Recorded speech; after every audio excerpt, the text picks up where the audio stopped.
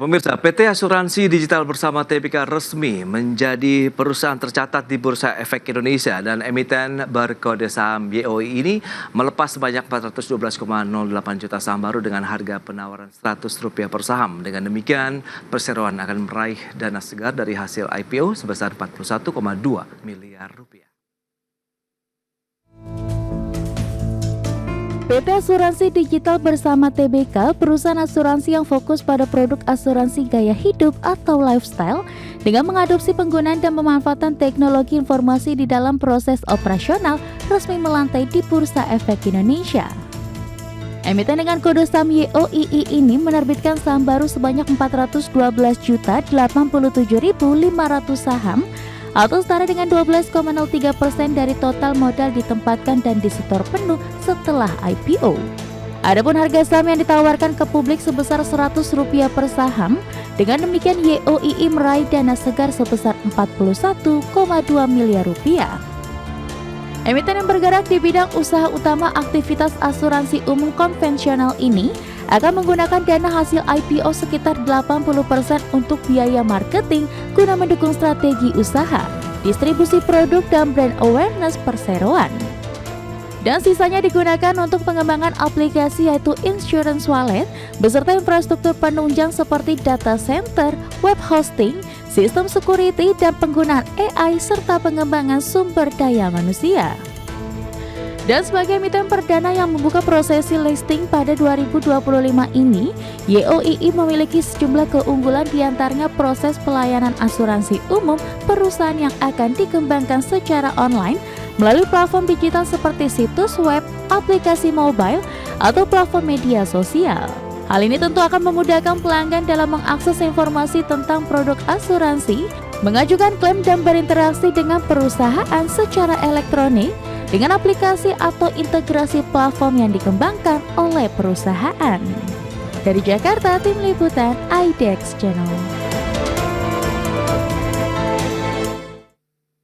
Ya pemirsa, untuk membahas tema menarik kita kali ini terkait dengan IPO, PT Asuransi Digital Bersama Tbk ini sudah hadir bersama saya di studio IDX Channel. Ada Bapak Randi Tandra, beliau adalah Direktur Keuangan PT Asuransi Digital Bersama Tbk. Halo Pak Randi, apa kabar? Baik, terima kasih Pak untuk waktunya. Yes. Sudah bisa hadir di sini Pak. Ya, dan kami ucapkan selamat juga karena hari ini sudah resmi nih ya menjadi anggota Bursa Efek Indonesia begitu Pak Randi. Nah, sebelum membahas lebih jauh, mungkin bisa disampaikan juga kepada pemirsa sebenarnya ya apa sih yang melatar belakangi gitu. Mungkin pemirsa ingin tahu kenapa sih perusahaan akhirnya memilih menjadi perusahaan tercatat begitu Pak Randi, silakan. Mungkin sebenarnya ada beberapa faktor ya kenapa kita memilih untuk melakukan IPO di tahun ini.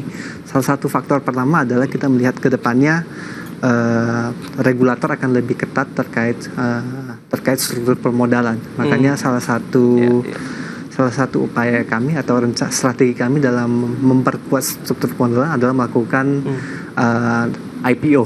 Gitu. Itu yang pertama. Kedua, kita juga melihat traction pelanggan terkait produknya kita. Kita melihat dari strukturisasi yang sudah kita jalankan dengan menjadi perusahaan asuransi digital, customer cukup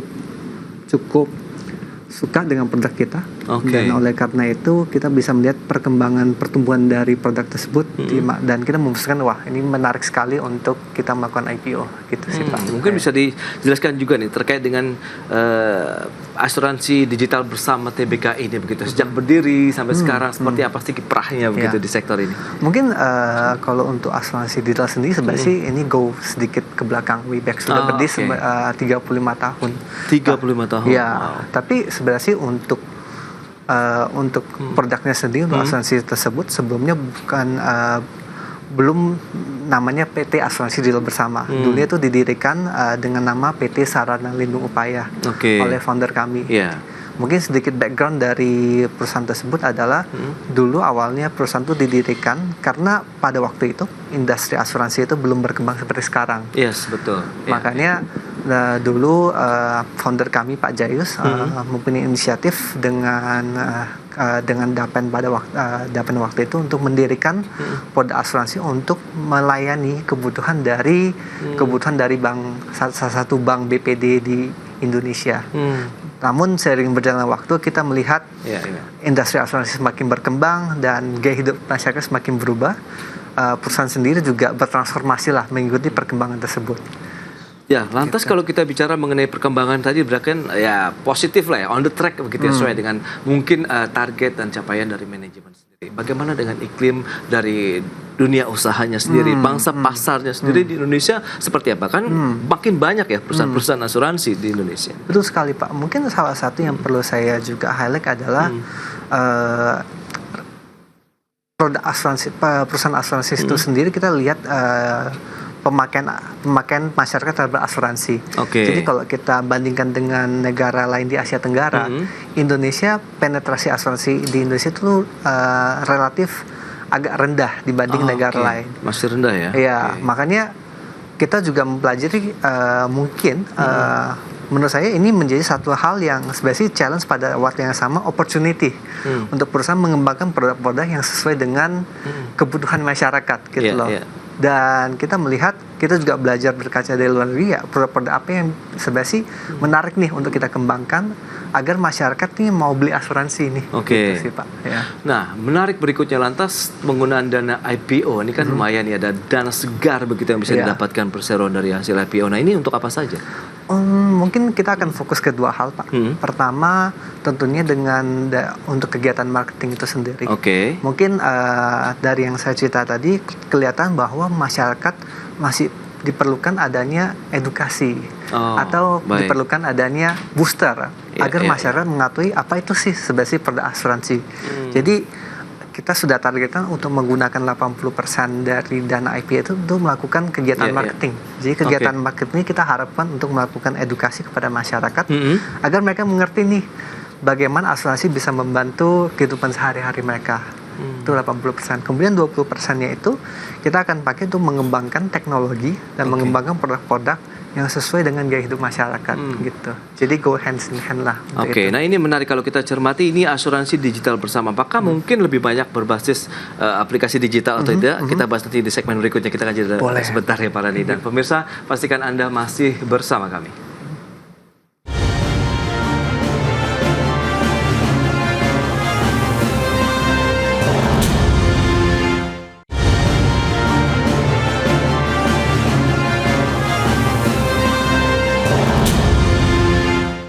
Ya, terima kasih Anda masih bergabung bersama kami dalam Market Review. Pemirsa, berikut ini kami sampaikan sejumlah data untuk Anda terkait dengan profil emiten YOII yang baru saja melantai di Bursa Efek Indonesia. Data selengkapnya bisa Anda saksikan di layar televisi Anda. Baik, kita lihat ini ada PT Asuransi Digital Bersama Tbk. Kegiatan usaha utamanya adalah aktivitas asuransi umum konvensional. Saham yang dilepas sekitar 412.087.500 saham atau 12,03% dari modal yang disetor penuh. Harga IPO Rp100 per saham, dana hasil IPO-nya sekitar Rp41,2 miliar. Dan berikutnya bagaimana dengan penggunaan dana hasil IPO tadi sempat juga di-spill begitu ya oleh Pak Randi. 80% untuk biaya marketing, di mana biaya marketing ini terdiri dari strategi usaha, ada distribusi produk, kemudian brand awareness terkait dengan perseroan. Dan 20% lainnya untuk pengembangan aplikasi, ada data center, web hosting, kemudian sistem security dan pengembangan SDM. Berikutnya kepemilikan saham dari YOII. Ada beberapa pemilik saham seperti yang bisa Anda saksikan. Ada Adi Wibowo Adi Saputro, kemudian Jayus Adi Saputro, ada Dapen BPD Jateng, kemudian Dapen BPD DKI, Dapen Bank BJB, dan beberapa lainnya begitu ya dari kepemilikan saham YOI. Selanjutnya kita akan lihat dari sisi aset, kemudian liability, equity dari perseroan seperti apa. Aset yang dimiliki sekitar Rp262,05 miliar, liabilitasnya Rp95,18 miliar dan ekuitasnya Rp166,86 miliar. Baik, kita akan lanjutkan kembali perbincangan bersama dengan Bapak Randri Tandra. Beliau adalah Direktur Keuangan PT Asuransi Digital Bersama Tbk. Beberapa data tadi yang sudah disampaikan, Anda sempat mention tadi penggunaan dana hasil IPO ini 80% biaya marketing, ada strategi usaha, distribusi produk, brand awareness, dan juga pengembangan aplikasi. Nah, ini kita bicara mengenai ya di era digital, seberapa urgent bahwa digitalisasi ini memang sudah suatu keniscayaan begitu bagi perseroan. Silakan. Ya, mungkin kalau kita melihat balik lagi kepada gaya hidup masyarakat, ya, di mana gaya hidup masyarakat sendiri kalau udah sekarang aja kalau mereka itu melakukan semua transaksi atau melakukan kegiatan sehari-hari, mostly itu sudah digital. Oke. Dan kita melihat sebagai perusahaan asuransi di mana kita itu industri jasa keuangan harus goes hand in hand lah dengan gaya hidup tersebut.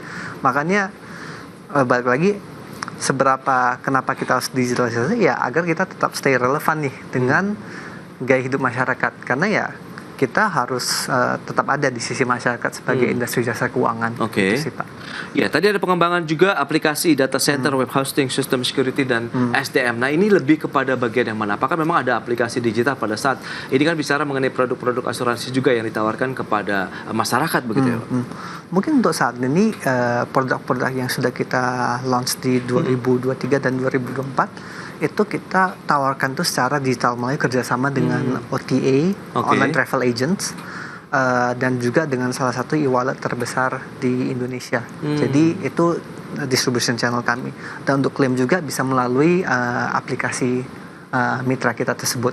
Tapi kedepannya kita sedang mengembangkan juga namanya insurance wallet nih. Di mana insurance wallet ini tujuannya adalah agar semua orang itu bisa melihat polisnya di satu wallet dan bisa melakukan semacam pemaparan overview manfaatnya apa saja dan melakukan klaim di wallet tersebut. Jadi semacam one stop solution gitu kan. Ya, jadi itu dengan pengembangan aplikasi itu kita harapkan kita bisa memudahkan masyarakat pertama, dan tentunya juga melakukan edukasi kepada masyarakat, loh ini loh polis kamu, ini loh benefit kamu, dan kemudian kalau mau klaim bisa dilakukan di aplikasi yang sama. Jadi mulai dari sisi pendaftaran, kemudian bisa mendapatkan manfaat dari produk asuransi tersebut sampai klaim asuransi pun bisa dilakukan secara digital melalui aplikasi tadi. Betul. Penyampaian informasinya dan sistem untuk melakukan submit klaimnya dan sebagainya gitu. Jadi yang kita akan kembangkan terutama dengan dari dana IP ini untuk tahun depan atau tahun inilah. Oke. Nah, skema-skema yang akan diberikan begitu, apakah butuh persyaratan yang lebih simpel kah atau justru akan lebih panjang lagi? Mengingat ini kan sisi prudent yang harus tetap kita pegang. Betul. Untuk sistem sendiri sudah berproses dan tentunya mungkin kalau pas saya menyampaikan ini sebenarnya di tahun lalu kita sudah bisa dibilang sudah mencapai tahap 60-70% lah dari sisi pengembangannya, dari sisi izin dan sebagainya. Baik. Gitu. Nah, kalau bicara mengenai wilayah operasional, wilayah kerja begitu yang menjadi backbone dari perseroan untuk pengembangan produk-produk dan juga penawarannya kepada masyarakat itu di wilayah mana?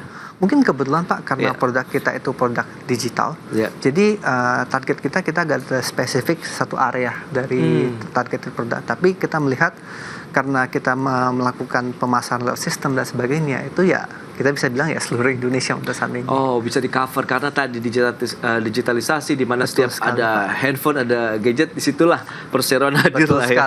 Betul sekali Pak. Wow, ini menarik ya, begitu masifnya ya digitalisasi dan respon dari masyarakat sendiri bagaimana? Kalau tadi Anda katakan literasi, kemudian bagaimana penetrasi terkait dengan produk-produk ini sudah seimbang atau tidak? Atau literasinya masih tetap kita perlu benahi? I think itu bukan PR untuk kita lah, untuk pelaku industri, dan tentunya saat ini kita juga melihat regulator tentunya OJK sangat mempunyai inisiatif yang sangat bagus dalam meningkatkan literasi ini gitu.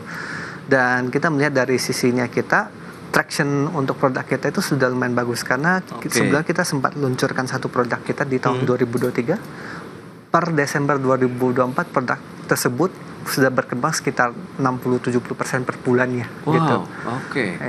Jadi kita melihat traction dari produk yang kita luncurkan, tractionnya bagus, dan kemudian kedepannya kita akan melakukan strategi yang sama lagi, melakukan planning yang sama lagi untuk meluncurkan produk-produk kita selanjutnya.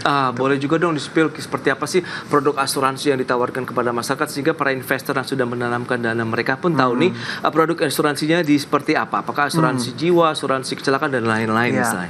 Mungkin salah satu produk yang kita sudah luncurkan saat ini di market adalah satu produk asuransi perjalanan, cancellation for any reason. Jadi kan produk cancellation for any reason ini misalnya ibu bapak beli tiket, kemudian ibu bapak bisa beli asuransi ini, kemudian jika ibu bapak mempunyai kehalangan atau apa dan harus melakukan cancellation atau pembatalan perjalanan, itu kita cover 100% refundnya gitu Pak. Jadi mungkin ini juga sejalan ya dari gaya hidup masyarakat. Jadi kan promo penerbangan itu selalu ada, tapi mungkin jadwal bisa berubah, mungkin atasan bisa gak kasih cuti gitu kan. Jadi produk ini bisa dibilang relevan lah dengan gaya hidup masyarakat ini. Jadi salah satu produk yang bisa dibilang lumayan berkembang di kitanya itu sih. Dan ternyata mendapatkan apresiasi yang cukup positif juga betul dari masyarakat. Nah, bicara mengenai target-target dari perseroan setelah IPO di tahun 2025 di awal tahun begitu ya sudah melantai begitu. Nah, berarti kan harus sudah lebih mengkerucut lagi dan lebih tertata begitu ya. Timeline-nya harus jelas, mengingat ini adalah sudah menjadi perusahaan terbuka begitu yang disoroti banyak pihak. Ya. Mungkin terkait corporate governance sendiri mungkin kebetulan karena kita perusahaan asuransi sebelumnya, jadi sebelum menjadi perusahaan TBK bisa dibilang kita sudah punya semacam corporate governance yang terstruktur, karena kan kita juga harus comply dengan OJK dan sebagainya kan gitu kan. Tapi mungkin dengan menjadi perusahaan TBK ada beberapa elemen-elemen compliance yang harus kita akomodir lagi. Gitu loh. Dan tentunya ya sebelum menjadi perusahaan terbuka kita sudah menyiapkan hal itu semua lah Pak. Gitu sih Pak. Target dari sisi pendapatan, kemudian laba bersih dan perseroan. Karena kan tadi pertumbuhannya untuk satu produk aja ada 67% per bulan setelah itu launch di tahun 2023. Nah, secara umum untuk keseluruhan kinerja perseroan bagaimana targetnya di tahun 2023? Untuk target sendiri kita menargetkan pendapatan di angka sekitar 420 sampai 430 M per bulan. Itu target kita. Jadi per Desember 2024 kita ekspektasi kita akan tutup buku dengan pendapatan sekitar 300 miliar. Jadi ya mungkin 450 dari 300 kita targetin sekitar 50% pertumbuhan lah. Gitu sih Pak. Dan tentunya ya dengan strategi yang sama, tentunya kita melakukan memakai dana IPO tentunya untuk mengembang, pertama untuk lebih memperkenalkan produk kita, melakukan edukasi lebih kepada masyarakat, dan kemudian pada waktu yang sama kita akan menggunakan 20% untuk mengembangkan sistem atau teknologi untuk melayani masyarakat dengan produk-produk yang lebih relevan lagi. Berarti termasuk tadi di dalamnya adalah pengembangan SDM-nya sendiri. Betul sendiri Pak. Berarti, mungkin lebih ke pelatihan gitu. Pelatihan-pelatihan untuk bisa meningkatkan tadi kemampuan digitalisasinya sendiri begitu ya. Nah, kalau bicara mengenai tantangan 2025 apa yang bisa Anda lihat dari secara umum, mungkin industri asuransinya, bagaimana dengan kondisi masyarakatnya juga nih terkait dengan perasuransian. Mungkin tantangan sebenarnya balik ke stigma masyarakat terkait produk asuransi. Jadi stigma masyarakat saat ini mungkin masih sedikit bisa dibilang tidak terlalu positif terhadap produk asuransi. Makanya tujuannya kita melakukan menggunakan dana IP 80% untuk biaya marketing sebenarnya ya untuk mengedukasi masyarakat nih bahwa ini loh produk sebenarnya sih bisa berguna nih buat membantu lah atau membuat kegiatan sehari itu lebih nyaman dan sebagainya gitu sih. Mungkin itu tantangan terbesar untuk perusahaan asuransi saat ini sekarang. Itu dia edukasi yang memang masih terus-menerus dilakukan oleh perusahaan-perusahaan asuransi dan sebenarnya juga sudah menjadi concern ya dari sisi pemerintah, OJK dan para pemangku kepentingan lainnya begitu ya. Baik, Pak Randi, terima kasih banyak nih atas kehadiran informasi dan juga update yang sudah diberikan kepada pemirsa ya. Dan pemirsa, 1 jam sudah saya menemani Anda dalam Market Review. Perbaharui terus informasi Anda hanya di IDX Channel, your trustworthy and comprehensive investment reference. Dan jangan lupa saksikan program First Session Closing yang akan tayang pukul 11.30 waktu Indonesia Barat. Karena urusan masa depan harus terdepan. Aku investor saham. Saya Prasetyo Wibowo beserta seluruh kerabat kerja yang bertugas pamit undur diri. Terima kasih. Sampai jumpa.